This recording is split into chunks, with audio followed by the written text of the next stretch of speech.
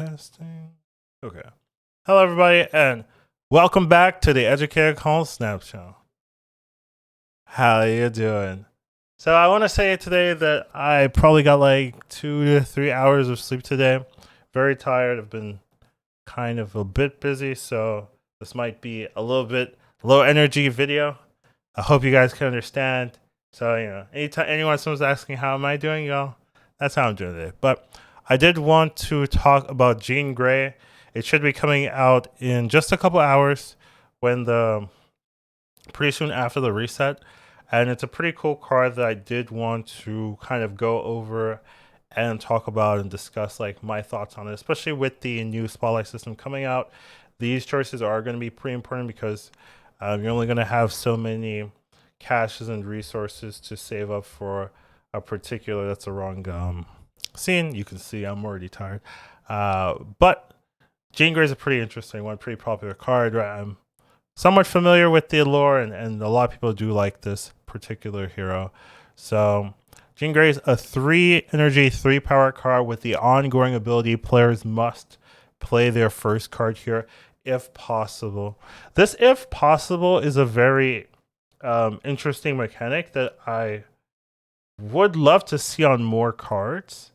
The one that jumps out to me right now is Spider-Man. I would have loved if it was like players can't play a card in this lane if possible, right? So like if you could do nothing else, then you could play there. That would be pretty cool. So it means you can like Galactus and use that as a way to win. So definitely an interesting text there, but pretty cool card and has a lot of control tools in locking your opponents out, making sure they have to spend resources filling up a lane. And this could just be a really annoying lockdown tool that's being added into the game. Some people like that kind of thing, some people don't. When it comes to whether I think you should spend your Spotlight caches on this card, I will definitely first off say that I think this is a card that we'll see play. And this is definitely a card that can be in multiple decks. So it's kind of like it's not like Jeff level flexibility, but it is a card that has enough power that it can stand the test of time and will be used as like a base of other different decks. Now, the downside here is that this card does kind of force you in a particular playstyle. If you're the type of player that likes playing Storm, Professor X, Spider-Man, those type of cards, then this also will be right into your wheelhouse, right? You're going to like messing with your opponents, making sure they can't do what they want to do, and you're going to enjoy this. But if you're a person that doesn't play those type of cards, then you might try this for a bit and then just be like, oh, this is not my playstyle. I don't really like being so beholden to, this card in particular or this play pattern where I have to play here because I'm trying to set up a Professor X lane or a Spider-Man lane, that kind of thing. So generally, I would say this is a card you can get, but make sure it's a card you're willing to play. Now, the reason why it's quite important is because even though this week's season pass or this week's new releases, I would say aren't super like impressive to me, at least, right? You might have a different opinion. I do think next month's season releases, Lady Deathstrike, X-23, and Silverette Samurai are all very playable in their own right. So if you come to the conclusion that you actually want 2 or 3 of these cards, that might take you anywhere from like 3 caches if you're super lucky to all the way to like 12 Spotlight caches if you want to like guarantee every single new release in the next coming month. So if you end up spending like 3-4 caches here, and you find out you don't actually like playing this card, well then that's maybe you're missing out on a Deathstrike or a Silver Samurai that you might be more your wheelhouse. So that's just something you have to be careful of. But I do think overall this is probably the best card of the month in terms of out of the 4 that you're likely to play.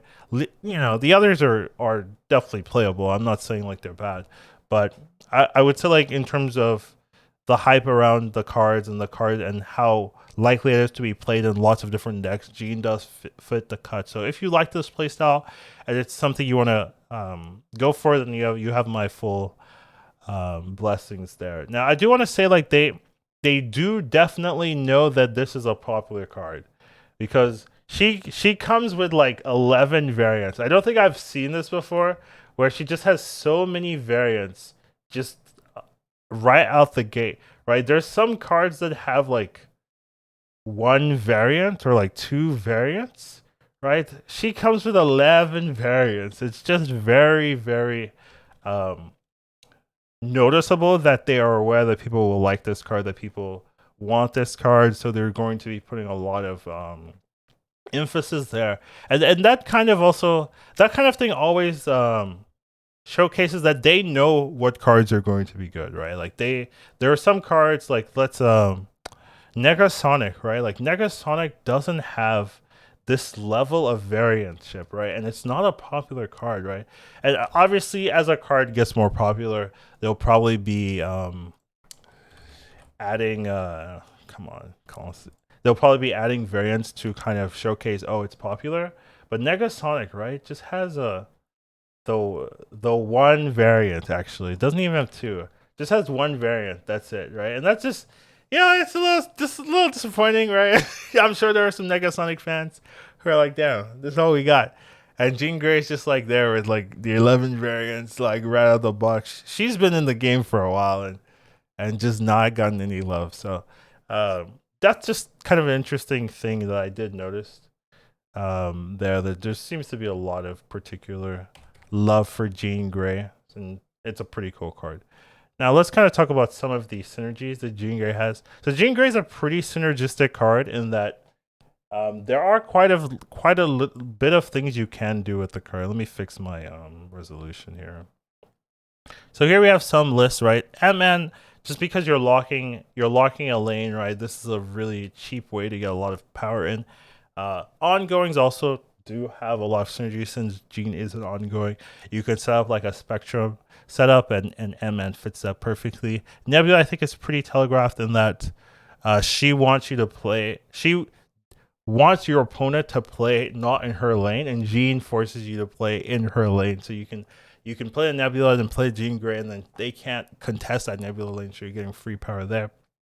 Brood is nice just because it fills the lane very quickly.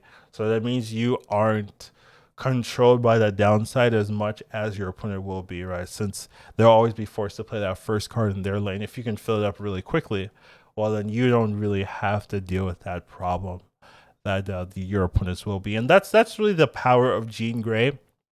Since it does affect both players, it has such a powerful effect that you need to be playing a deck that mitigates it. So it's a card that like pushes your deck in a particular direction. Since you are the one playing the card, you have to be including tools that can take advantage of you playing the card. So it's a card that it's a build around card that you have to be aware is in your deck. But when you are doing that, it is very, very strong. Cyclops just kind of means high evolutionary cards, right? So these cards are reducing power. Sometimes that can be hard if you don't have a lot of cards in that particular lane. But with the Cyclops, with the Jean Grey, it's a lot easier to have multiple cards in that lane, so you can stack it for cards like Cyclops, for cards like whatever. I mean, Wasp or so. Jubilee is just a nice tool of filling up a lane that can give you a lot of power, right? Very quickly. You can play Jean Grey into Jubilee, get a big pool, and then just use that pool to kind of guarantee win that lane where your opponent is spending a lot of resources to kind of contest that. So it's just a nice alternative way, kind of like Brood, to just get a lot of units on the board that still contest that lane. Drax is just kind of representing all the Guardians of the Galaxy cards that just get better if people play into that lane. Well, it's pretty much a guaranteed with Jean Grey, so very easy to guarantee the Drax, very easy to guarantee the Star-Lord, anything you want, and that can be a pretty cool tool. Now, Professor X, I feel is going to be pretty common with this strategy and pretty annoying in that as long as you can fill that lane on the fourth turn and they don't, well, then you're going to be able to play that Professor X pretty freely while they have to spend resources into that Jean Grey lane. You're going to have empty or mostly empty lane to play your Professor X. So that's a very annoying extra lockdown tool that Lockdown's going to be getting. So that's something you have to be aware of. You might want to play around and have some tools to deal with that kind of situation because you might start seeing that after it comes up. Sandman is just something that Jean Grey can work with. It's a little bit annoying because Sandman usually likes Electro, but with Jean Grey is also a tier 3 energy card. So it'd be weird to go Electro Jean Grey Sandman or Electro Sandman Jean Grey. It'd be pretty weird. So that's kind of the issue for Sandman right now in terms of those deck lists. But you can run what's that card called? Wave. You can run Wave for like a cheaper variant, so you don't have to evolve all the 5 costs of a Sandman. But it's the same idea here. You're denying them to one card, and the one card has to be in that particular lane. So especially if you aren't winning that lane, you could just completely ignore that lane and force them to play that way. Doctor Octopus is just a kind of a meme. Generally, I just think you can mitigate the downside, right? But it's still a 5/10, which isn't bad if it's free, but it's not like game changing, and a lot of times it's not worth the risk. But it is something that I did want to put. It's a buff if you want to play that. I do think Galactus is actually a deck you can make with this, since you can force people to play in a particular lane. If they're not like paying attention, you could definitely just get them to meander in that one lane. You put the Jean Grey in, and then Galactus win a completely other lane. So there is also a downside in that if the opponent is doing that to you, right, you can't play the Galactus as well, right? So there are some drawbacks. Like, it's good into Galactus, it's also good against Galactus. So it has both of those intended effects, which is pretty cool. I don't think there's a lot of cards that do stuff like that where it's good both ways for both players. But yeah, that's definitely a cool strategy if you are a Galactus enjoyer. Feel free to try that and don't credit me at all. Next up, we do have more cards that are pretty synergistic with the deck. We do have Kitty. I think Kitty's a pretty easy tech to play if you wanted to play Bounce. Like, Bounce doesn't really get too affected by Jean Grey because they just run kitties, and kitties you could play forever. Kind of like Nebula, right, where Nebula gets denied by Kitty. So does Jean Grey, just gets denied by Kitty. So that's pretty easy for them to deal with. Mojo's a pretty cool synergy for Jean Grey, right? Since it's very possible or very likely that both players are going to have 4 cards in this location, right? So this makes it a pretty good card here, right? It's a 2/8. That's actually very, very promising. So I could definitely see that being something people start playing into the Jean Grey lanes if it becomes popular. Silver Surfer, I think, is pretty standard. I think this is the first deck that people start thinking about when they see the Jean Grey. Any three cost card, you have to be thinking about Surfer. Makes just a ton of sense. And then Storm, it's a nice combo. So I think the preferred combo is to go Jean Grey. Is it Jean Grey first and then 1 and 3 on Storm? Something like that, I think would or 0 and 3 on Storm. I think that's a lot easier because you can make it very difficult for them to contest that Storm lane, even with a little bit of pressure, right? It might even be possible that you win that lane just by Storm itself. So I actually like that better than like Storm and then Jean Grey, because it doesn't affect the Storm lane if you do the Storm first. Wave is similar to the Sandman we talked about. Negasonic Teenage Warhead. I think it's just an interesting card that could be seen in Jean Grey, since let's say you're assuming your opponent is going to play a 5 or a 6 on that final turn, you can just Negasonic them, and it's kind of like a Shang-Chi with priority. So that might be a cool tool, something people might try doing if they're expecting that, or if that becomes very popular. So it's just something I'm throwing in here. I don't know if it's necessarily going to be a meta thing. It's not a popular card, and a lot of people don't have the card anyway, so they're not going to try it. But I could definitely see that being like a cool tech Jean Grey tool that people start using. And then Sentry is just nice because if you go Jean Grey into Sentry, it's very likely they can't fill up that right lane, which is what people would do normally if you play Sentry. You'd play Sentry, and then they're like, oh, a Viper's coming, let me fill up the right lane, and then you can't get rid of it. But with Jean Grey, it's a lot safer for you to be able to Viper on that 5th turn. So definitely a nice synergy that I think makes a lot of sense. And then Valkyrie, also kind of similar to Shang-Chi, which I don't put in here, but it's the same idea where if they're playing a lot of big cards in that Jean Grey lane, you can easily just Valkyrie and neutralize it all. And then Spider-Man is similar to Professor X, right? If they're meandering in the Jean Grey lane, you can just lock the location. And then Spectrum, we talked about with the Ant-Man.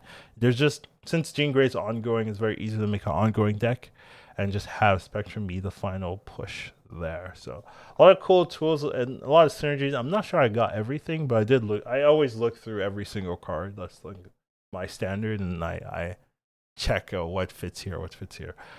Next up, we do have some of the things that Jean Grey is very good into. Right, this is something I was looking through the cards like Jean Grey sucks if you're playing Angela, right? Because let's say you Angela one lane and then they Jean Grey your other lane. That can be pretty bad. It's fine if you're playing Bounce, right? Because Bounce like has a lot of cheap stuff. But let's say you are playing Bounce and the only thing you want to play is Kitty. Well, then you're kind of in trouble, right? Because you can't Kitty that Angela lane, right? You have to Kitty in a different lane, so it gets annoying. Maybe turn 3 or turn 4, so it starts getting free. But early on, it can be pretty annoying. But generally, the decks that do play Angela don't care. Angela used to be just a good card when it was 1 power, but nowadays it's like you have to take it full advantage of it. So a lot of people have cheap stuff. Carnage and Destroy decks in particular are going to not like Jean Grey at all. Like it just hurts them really badly. You play Bucky, and you don't Carnage immediately. Well, then the Jean Grey comes out and you can't Bucky it again. Or you're trying to play your Destroy tools and then you have to play it in the Jean Grey lane and you already have stuff there. It's gonna be really annoying. So just think Destroy gets really nerfed, I would say, with the Jean Grey edition. So that could be something people start seeing. Invisible Woman also has the same problem where you want to heist things in the Invisible Woman, but then you can't because of Jean Grey. So that's another issue that you might be seeing. And then cards like Wong as well also struggle a little bit, right? Because let's say you play Wong in the Jean Grey lane. Well, that lane's probably gonna have extra cards in it, so you're not gonna get the full advantage of the Wong. And then if Wong's in a different lane, well then you can't play your Doctor Doom. Like White Tiger's gonna be really hard to play, so it just becomes really annoying. So it's a pretty decent counter into Wong, even though it's not something people talk about. And then Shang-Chi, I will say a lot of times people play Shang-Chi plus something else. So if they're playing like a Darkhawk deck with Zabu, then it's a lot easier for them to just play Shang-Chi and another thing, right? And then it's fine. But if they're using Shang-Chi as like a final tech card and they don't have like lots of small tools, a lot of times you want to Shang-Chi that final lane because they play the big card. Well, if you have Jean Grey, they don't get to do that. So that's a pretty annoying option to deal with Shang-Chi if they're not playing those type of cost reduction decks. And Atuma, obviously, but I mean, Atuma's not super duper popular. There is an Atuma deck where they go Atuma into Professor X right now, but I'm not gonna say like that's a super meta defining deck right now, but it is something people do play, so you could definitely see it messing with some attunement players in the near future. And then we do have some things, some mitigations for. Wow, this video is going to be way longer than I thought it was going to be. We do have some mitigations for the Jean Grey, right? If you have cheap cards, obviously that works out. Kitty Pryde, I don't know why Kitty Pryde's on here. But yeah, Kitty Pryde should definitely be like right in here, right? It makes a ton of sense. And then anything with moving, right? Jeff, Vision, those also do a lot of work. You could Enchantress a Jean Grey. Honestly, I feel like that's a lot of effort to mess with a Jean Grey, but it's definitely something you can do. And then Storm is something I think works particularly well if you both played on the same turn, right? So let's say I storm left lane, you Jean Grey right lane, right? The next turn we both have to play in the Jean Grey lane, but probably my storm lane can win, right? I just win that storm lane because you don't get to play in that storm lane a lot of times. So there's a lot of good use cases for just storming on 3. If a lot of people are playing Jean Grey, you might be able to get that for free, especially if you're running like Jeff or something. Then it becomes a lot easier to just win those lanes. So that's definitely something to be aware of. Like if they're playing Storm, what lane are they going to storm, so that at least you have that 1 power advantage going into that particular lane. So obviously as people play, they'll start thinking about that, but for now, like that's something to be aware of. And then the final little thing was just like some deck ideas. I didn't like go and make particular decks because I was definitely too tired, honestly, if I'm being honest. But this video was long enough, so I think it was fine. But I do have some ideas of what you can do. Obviously, we have Cerebro. It's a 3-cost card, Cerebro 3. It's another piece. People might try it. Daredevil is kind of just lockdown. So this is like the decks that are using like Rocket Raccoon, Storm, Professor X, right? It's a very easy flow state to just have a lockdown deck with the Daredevil control. Makes a lot of sense. Silver Surfer, I think people are going to try. It just makes sense to always try the new 3-drops anytime with Silver Surfer to see if it fits well. And then Storm is just more of another tool. Storm isn't necessarily always lockdown, but it just works well with Jean Grey, I would say, in terms of you can create a lot of places where they want to put their cards, and you can just make it annoying for them as well. And then Professor X, just a nice little synergy. Just any lockdown, Professor X, Spider-Man, those type of decks will do well. Doctor Doom can work with the Storm as well. So there's a lot of lockdown. Then we have like Electro Ramp or any Sandman based deck if you want to go that direction. I would say if you're going a Sandman, your late game is probably Doctor Doom Odin or something like that. If you want to make it work, like if you go Jean Grey, Doctor Doom, right? You want to make sure you can play in multiple lanes. And then Galactus, I think, is something I think could be really annoying. Like, because first of all, it's going to be new, right? Everyone's always used to Electro Galactus or Wave Galactus, but if you go regular game mode, you're doing nothing, and then you just play Jean Grey on like turn 5 or something, and then you Galactus on 6. It's like, oh, okay, that was pretty good, you know. So I could definitely see that being annoying to me, but it's something I want to talk about. So those are the kind of ideas. It's mostly going to be some form of lockdown. I would say would be the very popular thing people do with it, and then Surfer afterwards, and then after that, then you know, Galactus or whatever people are trying to do there. But you know, final thoughts, right? I do think Jean Grey is a pretty cool card, pretty strong. It's a card that does help some archetypes, and it will probably be relevant for the future.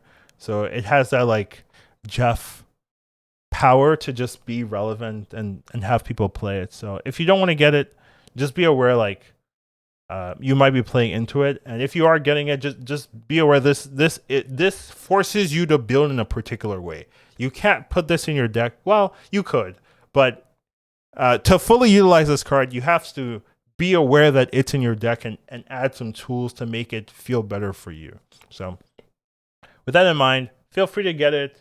But once again, right, there are some good cards coming in the next month that you might want to save up for if you just don't think that it's going to be the right card for you. So yeah, I made this longer than I thought, but I'm tired, so maybe that's the problem, right? I just start talking gibberish after that point. But yeah, take care of yourselves. Hope you guys have a nice day. For tomorrow should be the patch, and hopefully we can talk about what the changes are.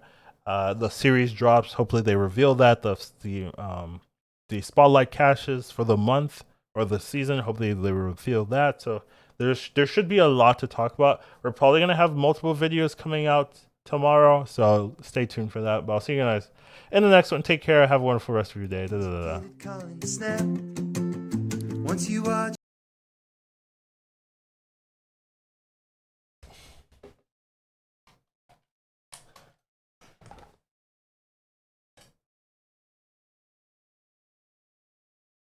Oh, did I mess up the jingle? Oh, that's my bad.